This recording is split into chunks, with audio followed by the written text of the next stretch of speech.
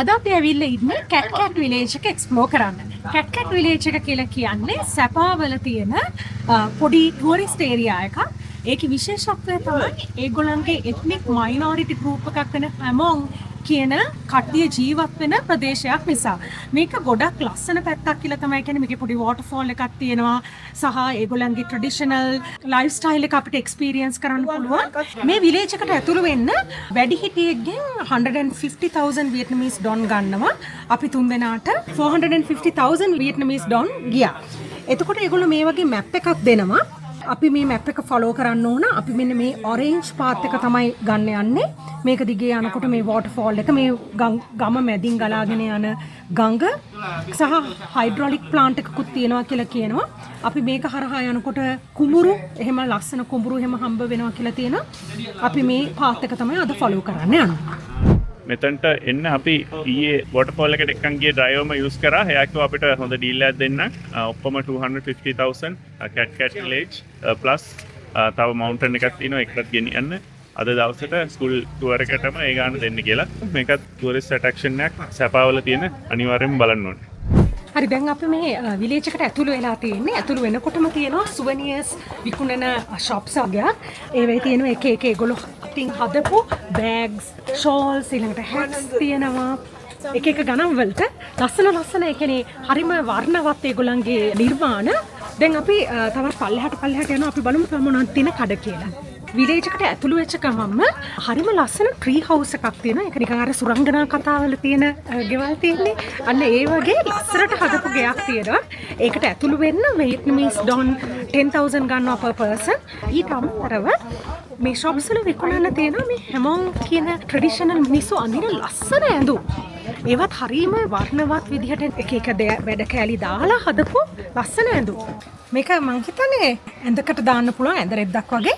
මං ගත්තා ඒක ඇත්තටම මුලින්ම මේගොල්ලෝ කිව්වේ මේක 250 වියට්නාමීස් ඩොන් කියලා. ඊට පස්සේ පොඩ්ඩක් බාගේන් කරපුවම 150 වියට්නාමීස් ඩොන් වලට අඩු කරලා දුන්නා. මං ආසයි ඒකේ print එකට. ලස්සනයි නේද? මෙතන ඇවිදින ගමන් අපිට ලස්සනට view එක බලා ගන්න පුළුවන් වටේ දෙපැත්තේ.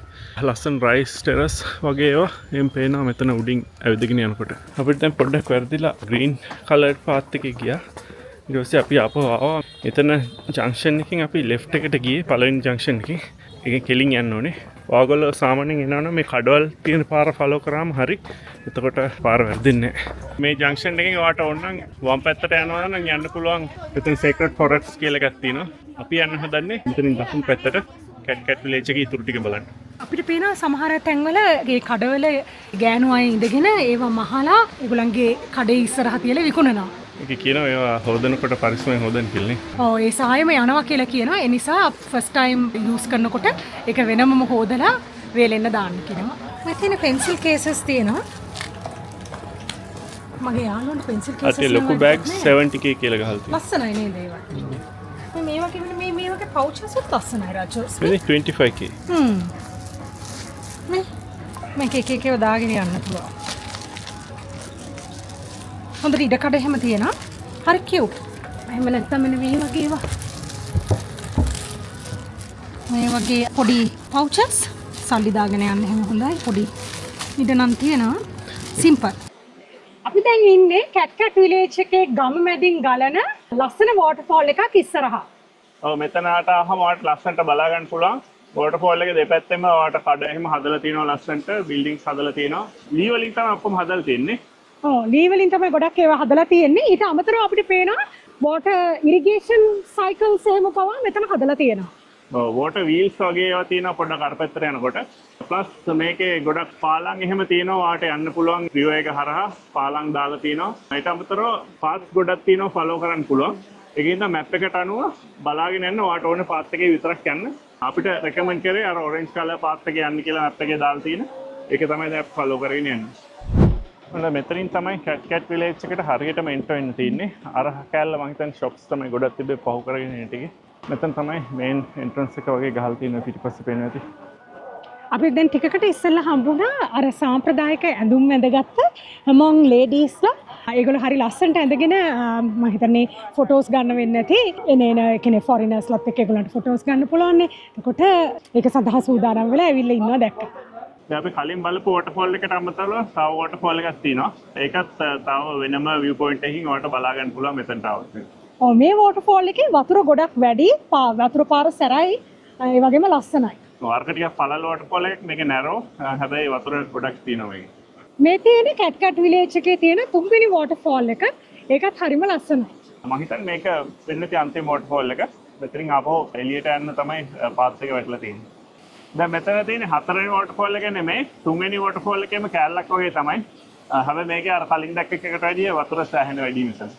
කැට් විලේජ් එක හරහා ගලන ගඟ නිසා තනින් තන වෝටර්ෆෝල්ස් තියෙනවා ඔයගලන්ට පේනවා. හරි ඔන්න අපි කැට් විලේජ් එකේ ෆයිනල් බ්‍රිජ් එකට ආවා. මෙතන ඉඳලා තමයි අපිට කිව්වේ කැබ් එකට ටෙක්ස්ට් එකක් දාන්න පිකප් පොයින්ට් එකට එන්න කියලා.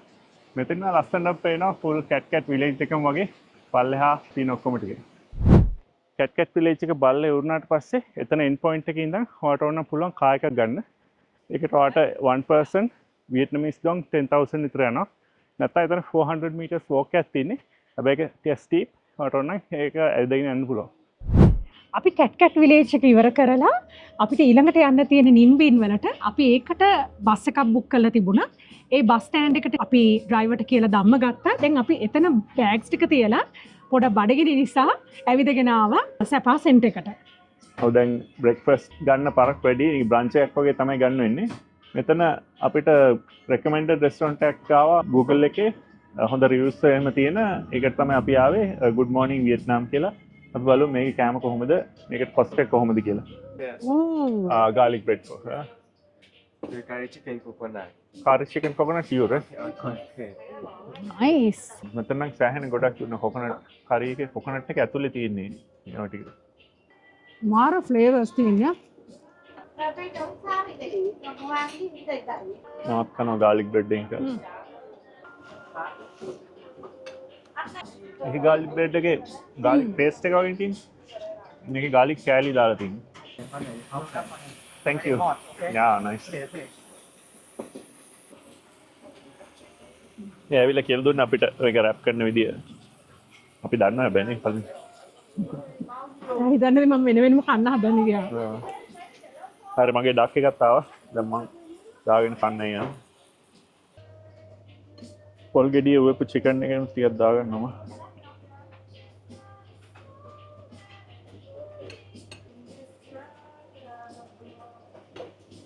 හරි මගේ ප්ලේට් එක හරි දැන් මම කන්න යනවා. අපි ගත්තා එග් කොෆි එකක්. පළවෙනිට ගත්ත එග් කොෆි එකේ ලෝස් මුල ටික හරිනෑ කියලා කිව්වේ මේ මෙයා මික්ස් කරන්නේ නැතුව මේ යට ටිකෙන් තමයි ස්ට්‍රෝ එක ගහලා තිබ්බේ. එතකොට මේ ටිකෙන් තමයි මුලින් බීලා තියෙන්නේ. එක මාර තිත්තයි ඒක ඇල්ල. ඒක මික්ස් කරගත්තේ නැත්නම් යට ටික විතරක් බිව්වොත් එහෙම සෑහෙන තිත්තයි. මම ගත්තා අද මැංගෝ බනානා ස්මූදි එකක්. රාජා කියපු කතාව හරි. මොකද මම ඒක හෝල් හાર્ටඩ්ලි රිග්‍රෙට් කළා මගේ එග් කොෆි එක ෆස්ට් ටයිම් try කරපුවම පුදුම තිත්තක් තිබුණේ. අපි දැන් බ්‍රන්ච් එක අරගෙන ඉවරයි. එන ලොකු මීල් එකක් කෑවා. මොකද අපිට දැන් බස් රයිඩ් එකක් තියෙනවා තව 8-9 hours විතර. ඒකින්ද මැදදී අපි හිතුවා මුකුත් කන්න හම්බෙන්නේ නැහැ මොකද ස්ටොප් ඕවර් එකක් පොඩ්ඩයි. ඒකින්ද අපි ෆුල් හොඳට බඩ පිරෙන්න කෑවා. කොස්ට් එක කීයක් ගියද? අපිට ඔක්කොමටම ගියා 535,000 වියට්නමීස් ඩොං. ඔස්ට්‍රේලියන් ඩොලර්ස් වලට කන්වර්ට් කළොත් $33 විතර වගේ තමයි. හැබැයි ඒ ඇවිල්ලා අපේ ඩ්‍රින්ක්ස් උයි අපේ කෑම ඔක්කොම ටික ඉන්ක්ලූඩඩ් තමයි මේ ගාන ගියේ. මම හිතන්නේ ඔස්ට්‍රේලියන් ගන්න වුණා නම් ඒක $100 විතර. අනිවාර්යයෙන්ම more than $100 යනවා. හරි දැන් අපි සපා සෙන්ටර් එකට පොඩ්ඩක් ඇවිදගෙන ගිහිල්ලා ඒ හැරි එක්ස්ප්ලෝර් කරලා අපහු අපේ බස් එක තියෙන තැනට යනවා. ඔගොල්ලෝ වියට්නාම් ඇවිල්ලා සැපා කවර් කරන්න ඉන්නවා නම් මෙන්න මේවා දැනගන්න එක අපි හිතනවා ඔයගලන්ට වැදගත් වෙයි කියලා. පළවෙනි එක තමයි සැපා කියලා කියන්නේ ටිකක් අර නුවරඑලි වගේ ක්ලයිමට් එක තියෙන නිසා ගොඩක් වෙලාවට මීදුමින් වැහිලා තියෙන්නේ. අපිට දැනගන්න ලැබුණා මැයි ඉඳලා අගෝස්තු කාලය බොහොම ලස්සනයි ක්ලියර් සනී දවස් තියෙනවා කියලා. විශේෂයෙන්ම ෆැන්සි පෑන් වගේ වියට්නාම් වල තියෙන උසම කන්ද ඔයගොල්ලෝ බලන්න යනවා නම් අනිවාර්යයෙන්ම හොඳ ක්ලියර් දවසක එන්න ඕනේ. ඒක තමයි පළවෙනි ඉම්පෝටන්ට් තින් එක දැනගන්න ඕන. දෙවෙනියට මට කියන්න තියෙන්නේ අපි කැට් විලේජ් එකට ගියා. ඒකේ ගොඩක් ඉතින් ඒ හැමෝම් ගෝත්‍රික කට්ටිය තමයි ඒකේ වෙළඳාම් කරන්නේ. නමුත් ඔගොල්ලෝ මුලදිම තියෙන කඩවල් වලින් ගන්න යන්න එපා. ඒවේ ගාන ගොඩක්ම වැඩි. ඒ බඩු ටිකම තව ටිකක් පල්ලෙහාට ඇවිදගෙන එනකොට පල්ලෙහා තියෙන කඩවල් වලින් ලාභයට ගන්න පුළුවන්. එහෙම වුණත් ඔයගොල්ලෝ බාගේන් කරන්න අමතක කරන්න එපා. මොකද අපිව දැක්කම කොහොමදත් ප්‍රයිස් එක ඩබල් ට්‍රිපල් කරලා තමයි කියන්නේ. ඔව් ගහලා තියෙන ප්‍රයිස් එකෙන් සාමාන්‍යයෙන් බාගයින් කරන්න පටන් ගන්නකොට භාගයක් වගේ ඉඳන් පටන් ගන්න. එතකොට ඔයාට හොඳ ප්‍රයිස් එකකට ගන්න පුළුවන් වෙයි. ඔයාට මෙහි ට්‍රාන්ස්පෝර්ට් නම් Grab තියෙනවා.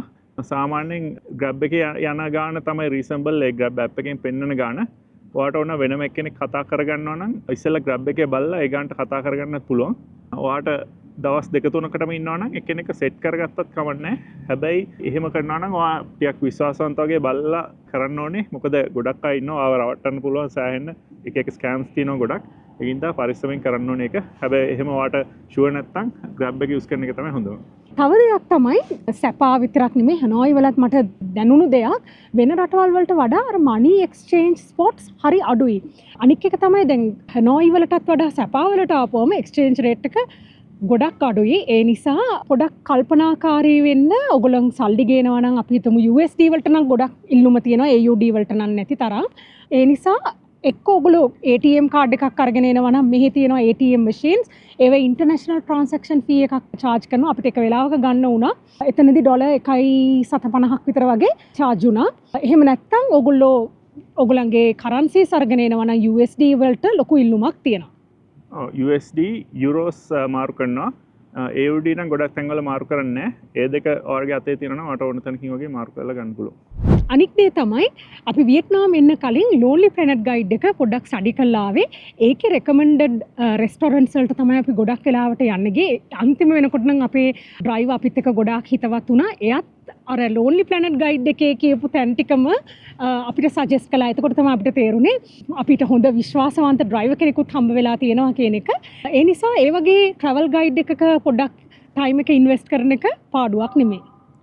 මොකද සමහර ස්පොට්ස් වල තියෙන කෑම ඔයාට ෂුවර් කරන්න බැරි වෙන්න පුළුවන්. ඒකින්ද ඔයාට ෂුවර් එකටම හොඳ කෑම ගන්න ඕන නම් අර වගේ ගයිඩ් එකක් ෆලෝ කරන එක තමයි හොඳ.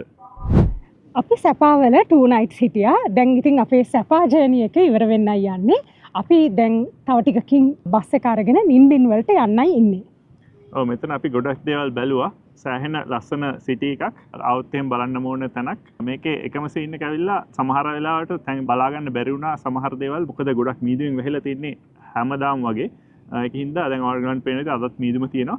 ඒකින්ද සමහර ඒවා බලා ගන්න බැරි වුණා. ඒ වුණාට ඉතින් අනිත් බලපු ටික සෑහෙන ලස්සනයි. එහෙනම් අපි ඊළඟ වීඩියෝ එකෙන් හම්බෙමු. නිඩ්බින් වලට ගිහිල්ලා එහෙනම් සැපා එක අපි මෙතනින් ඉවර කරනවා. හැමෝටම ජය වේවා. Bye.